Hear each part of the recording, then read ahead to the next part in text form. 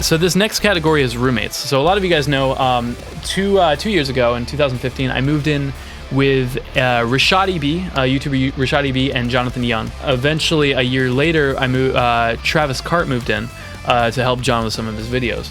So actually, things have changed in the past few months, definitely since I made the Q&A video, where actually everybody has moved out. We all just kind of like, this was all kind of like a means to an end, you know, like we originally moved to San Diego because we wanted to move somewhere really cool, but we didn't have the money to do it, you know, so like we wanted to help each other and like kind of split rent to be able to do that, and now we kind of can.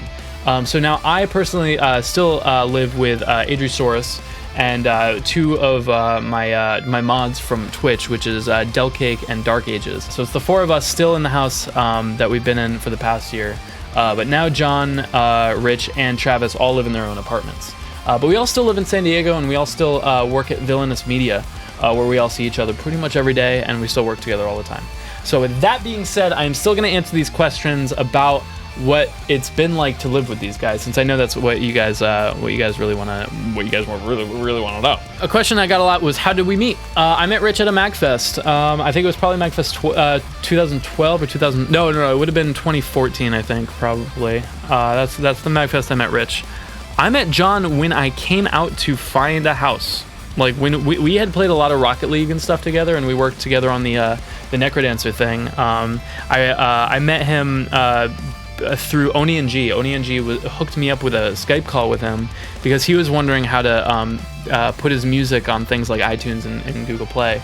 I had talked about that with Oni and G at one point, and he hooked us up, and I was like, hey, there's this thing called Louder, which isn't a thing anymore. Well, it is a thing, but not for this. I helped him with that, and that's how I met him.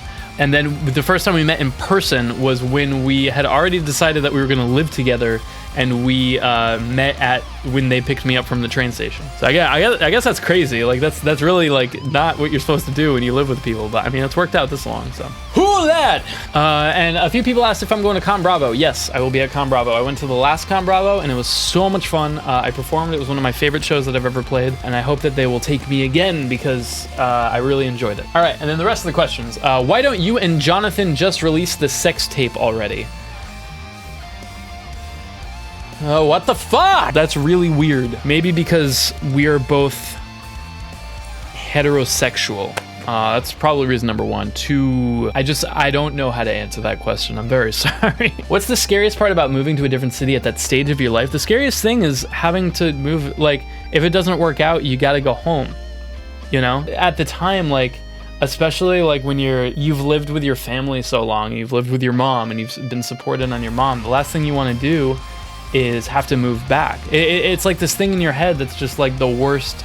That's like the worst possible thing, because like you don't feel like you're adult enough to be able to sustain yourself or whatever, and then you have to run home to mommy, you know. And I think that's the hardest thing. It's always in the back of in the back of your head when you make a big move like that, especially when you're like, you know, early 20s. So that's kind of how I was feeling at the time. Obviously, like, I've been able to support myself fine, and it's so silly too, because like my mom's so supportive that, you know, it wouldn't matter. She'd just be like, yeah, come home. Like, of course, you know, I'm a very kind of like, I always want to be working to better myself and stuff and be better. So I was always afraid of having to backtrack.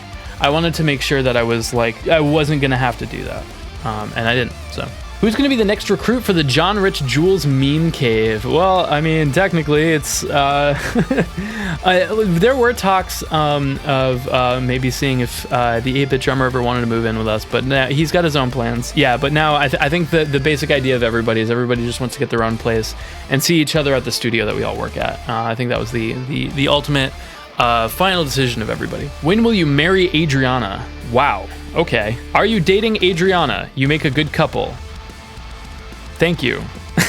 How did it feel moving into a household with other amazing talent and YouTubers? Is it really difficult to not want to collab like all the time? I mentioned this before in one of the early questions, but a lot of like, we're all very independent. We all very much do our own thing. That's why we've been so successful, I think, is because we've been able to make so much content that doesn't rely on other people. When you do collabs, it adds that extra thing that could make it difficult, you know, and take up more time. So no, we don't really collaborate with each other much. We do every once in a while, obviously, but it's not really like this pressing thing. We all just kind of like do our own things, you know. What's the best part living with your housemates? I'd say not being alone. You know, it's lonely living on your own. It's lonely even sometimes just living in a place where there isn't many people to hang out with and stuff. It's really nice to be able to like wake up and be like, fuck, and like you just like knock on Rich's door and be like, hey, you want to get coffee, dude? And he's like, yeah, let's go get coffee. Like, that's really nice. I think that's the best part. It's very simple. I guess another thing is just like that like constant push to be better. You know, we're all kind of have this. We're not competitive with each other, but we all help each other become better musicians, and we're all kind of, you know, trying to help, like, especially when we have questions, you know, like I'll ask John about his drums or Rich about guitar technique and stuff like that. And it's really nice to have them always here to be able to ask some questions like that. How has living with Rich and John been? Do you feel they have affected your style at all? And who consumes the most snacks out of those residents? John is definitely the snack eater. He eats the most snacks. They have definitely affected my style. I'd like to think that we've all affected each other's style in some way, not just music, but business, you know, like the way that we go about making our music and stuff. Who is the superior boy, John, Travis, Rich, or yourself? I mean, Travis is like the biggest boy. He's the tallest boy, and I think the strongest boy. So I feel like it's probably Travis. It's probably Travis, the superior boy. How is it to live in a household full of YouTubers that all do music? And can it get loud? It actually doesn't, because we all use headphones and amp simulation. None of us actually use real amps. We use Axe effects and pods and stuff like that to get our sound. And we actually do a lot of mixing on headphones sometimes too, but we all know that there is an importance of mixing quiet, but if there's ever a time that we do need to be loud, we've always been really like, we you know, we have the Facebook group where we're like, hey, we're gonna be filming, or I'm gonna be kind of loud, like, let me know if that's cool. And, you know, we've always respected each other's, you know, space. Because I think, you know, especially since like we're all independent and stuff, like that's really important. On a scale of 1 to pizza, how much do you love John? Somewhere between chicken tendies and chalky milk. Somewhere like right fuck. Kill, fuck, marry. Richard, Jonathan, yourself. Kill them all. All right, and now a quick, this actually, I thought I was gonna get more questions about this stuff, but I guess they were kind of answered in other stuff. These are production questions about how I make the music, you know, and what I use to make music on YouTube. Obviously, the most common question was, what programs do I use? All right, so my DAW is Cubase 9.5. I use an Axe FX 2. I haven't always used an Axe FX 2. I've used the Pod X3. I've used Line 6 Pod HT Pro in the past. I use a mixer to get a clean, no latency reference from my stuff through a mixer. That I have it's a Mackie Pro FX 8. For other programs that I use for the songs, I use TuneTrack Superior Drummer 3 for drums. I've used Easy Drummer and Superior Drummer 2 in the past. For VSTs, I use Waves. I also use Satin Tape Saturation, Isotope Ozone, CLA plugins, and I use Cytomix The Glue for certain compressions. For reverbs, I use Valhalla Shimmer, and for delay, I use, it comes with Waves. It's like the Manny Marquand, I don't know what his name is, delay. That's probably pretty shitty. He's probably like a really renowned musician that I just don't know his name, but yeah, I use that delay. For flanger, I use, there's a Valhalla space modulator that I use for my flangers. How do you get your leads to sit so well in the mix? I use a lot of layering. If you listen closely in a lot of my covers, a main melody, especially lately, you'll hear doubled with a lot of pretty much any octave of the guitar's range. And then I mix that in because what that does is it really strengthens that part. It's almost hard when you layer a lead like that.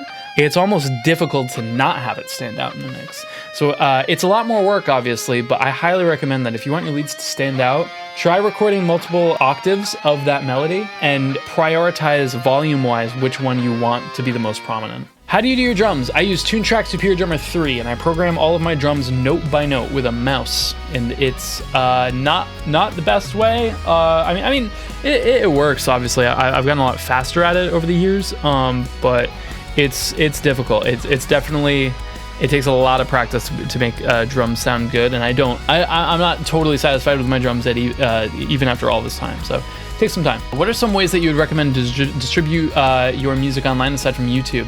DistroKid is a great way to do that. I love their service. I always use their service for all of my songs recently. I know CD Baby does stuff. I've used CD Baby in the past for CDs, but I just use DistroKid, and it's really good. And they actually distribute to Google Play and iTunes and all that stuff. But for more like social media stuff, I would actually recommend using a Facebook page or a Twitter page where you post videos and stuff. It's not something that I do, but I wish I had more time to do that. Or like Instagram or something where people can like very easily share your music amongst each other. Would you consider to redo your recording guide tutorials? Yes, I would like to do that. I think I mentioned that in one of the other questions, but I would absolutely love to, but it'd be a huge time investment. But my old recording guide tutorial is like, fuck, it's pretty outdated, and I'd like to go back. But there was a lot of things that I do talk about in that series that I still stand by to this day. And a lot of that is just play with stuff and trust your ears. That's the biggest thing. Don't watch these videos on YouTube that say, if you want a good tone, you gotta cut this out of your EQ. If you want a good tone, you gotta use this. Like, it's not true. It's just 100% not true. Like, everybody's tone is different, and everything needs a different setting, and that sounds really complicated, especially like if you're getting into it for the first time. The best thing you can do is try to replicate tones that you like. Start with that. Try to figure out a way to get a tone that sounds like a tone that you like. And it's going to be hard in the beginning, but what that's going to do is that's going to teach you what you like and how to get there with your ears, and that's all you need. That's really like almost all you need to be a good producer. It's all in the ears, man. Your production level has certainly developed throughout the years. If you could give production mixing advice to your former self, what would it be? It would be that. Being able to really trust my own ears and be working towards a sound that I'm not really super concerned about what other people think, and something that I like is something that, like, once I really did that, and once I was just like, fuck other people, I'm just gonna make music that I want to listen to, my production ramped up like instantly. But I was so neurotic about that. I was always so worried about what other people thought about my music, and it hindered me. It stopped me because you can't appease everybody. You can't make a tone that everybody likes. So the best thing you can do is just make a tone that you like and develop on that. What is the best way to know when a mix is done? It's never done, dude. I mean, some people might say, oh, my mix is done. It's never perfect. It's never done. The time when your mix is done is when you've put as much work as you're willing to put into it. If you sit there and be a perfectionist about it, actually Bumblefoot, I don't know if he's still with Guns N' Roses, but he used to. He did a YouTube video where he was talking about mixing, and he described it. It's like, okay, here's a gun. All right, here's a gun. Here's a wall. I almost flipped that around. Here's a gun. Here's a wall. No, here's a gun. Here's a wall. So, we're gonna hit the wall with the gun. And I know it sounds weird, but when we mix, we fire that gun and we start, it goes. So the first day that we work on this mix, we get this much. We've done volume, we've done EQ, we've done all the basic stuff. Day 2, we get like this much. And then the next day we get about this much, and then about this much, and then about this much, and this much, and this. We're on day like 9 or whatever. Day 10, this much, but the wall's like right here. It's like we're so close to the wall, but you're never gonna hit the fucking wall. Just like at a certain point, fucking just put it out. Like give it a few days, definitely mix it over the course of a few days. Another thing to do is, if you have the time for it, put it on hold. What I would do if I had the time to do it is I would finish a mix and I would shelve it. I'd wait 2 weeks and then I'd come back to it. And I guarantee you, if you do that, the changes that you make after all of that break that you've had are going to be great changes to the song. When arranging or recording a new song, where do you start? Rhythm, melody, harmonic progression, etc. When I'm arranging a video game song, I usually start with the drums. I actually take I take the songs and if it's a medley, I'll arrange them the right way. If it's a single song, I'll cut the song up and then arrange it in the way that I want it to be final.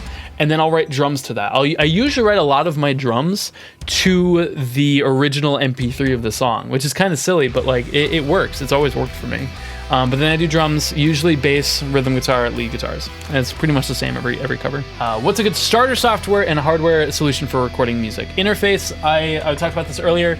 The Scarlett Solo or the Scarlett 2i2, depending on what you need, by Focusrite is really, really good.